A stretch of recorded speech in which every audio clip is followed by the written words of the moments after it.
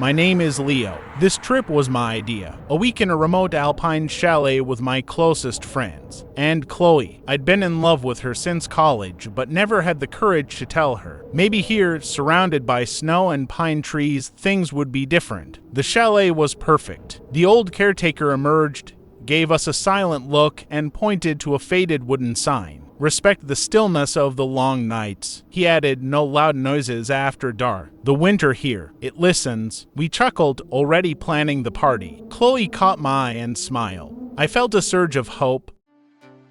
The first night was magic. We cooked together, and I accidentally paired with Chloe to make mulled wine. Her laughter was the best sound in the world. We played music, told stories. I felt closer to her than ever. Close to midnight, we spilled onto the deck. Hello. Mark yelled into the void. His voice died instantly, but a few seconds later, from across the valley, a faint sound came back.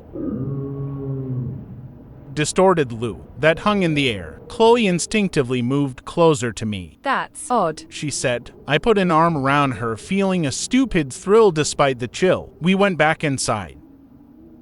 The next day, skiing. I tried to impress Chloe, showing off a little. At one point, she stopped, staring into the trees. Leo, did you see that? Something gray, standing still. I saw nothing but shadows. Just a trick of the light, I said, trying to sound reassuring, but my own unease grew. That evening, the mood was quieter. During a lull, we all heard it. A slow scratch along the outer wall. It moved from one end to the other, then stopped. Chloe reached for my hand under the table. Her fingers were cold. It's probably just ice. Mark said loudly. No one believed him. The third night, tension was simmering. A stupid argument about who finished the milk blew up into a shouting match. It was pent-up fear masquerading as anger. For a full minute, we screamed at each other in the brightly lit living room, all our rules forgotten.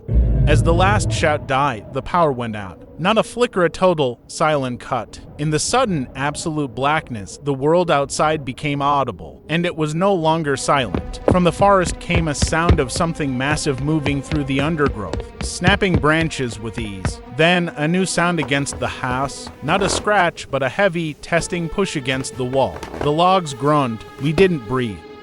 We fumbled for flashlights. The beams cut shaky paths through the dark. That's when Chloe whispered.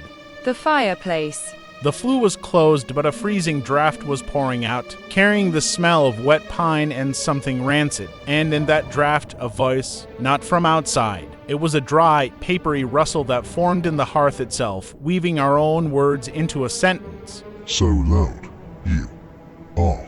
Panic became pure instinct. We backed into the center of the room. Then we heard it in the walls, a slow, grinding shuffle moving up from the foundation, through the bones of the house towards the attic. In the sudden blackness, the front door unlatched itself with a heavy clunk. Freezing air, smelling of pine and rot, poured in. Our flashlight beams shook as they found the doorway. A figure stood there, impossibly tall and thin, its limbs bent at wrong angles. It just watched. Mark, fueled by terror, grabbed the fire poker. Get out. He screamed, charging. The thing flowed forward. In a blur, Mark was yanked into the darkness. His scream was cut short by a wet, tearing crunch. The poker clattered to the floor, bent. We stared, frozen. Chloe buried her face in my shoulder, a stifled sob escaping her. From the dark hall came a low, wet, chewing sound. Panic erupted. Sam bolted for the kitchen back door. We heard it slam open, then a shriek suddenly muffled. It was out there too. The thing in the hallway retreated, dragging something. We were down to 4. We barricaded ourselves in the bedroom. The whispers began in the vents. Cold. Hungry. In our own distorted voices. Then, Chloe's voice, sweet and clear, called from the living room. Leo, help me, please. The real Chloe clung to me, trembling. Don't listen. It's not me. She whispered. The door began to splinter. Liam had a flare gun. When it comes in, he said. I held Chloe close. I won't let anything happen to you, I whispered, knowing it was probably a lie. The door exploded inward. The thing filled the frame. Liam fired. The flare shot past, lighting the hull, revealing Sam's mangled body. The creature tilted its head, curious, then stepped in. Chloe broke. She sprinted for the door. A whip-like limb snapped out. A sickening crack. She fell. The world stopped. A scream tore from my throat, raw and endless. Liam grabbed me. The noise. It hates noise.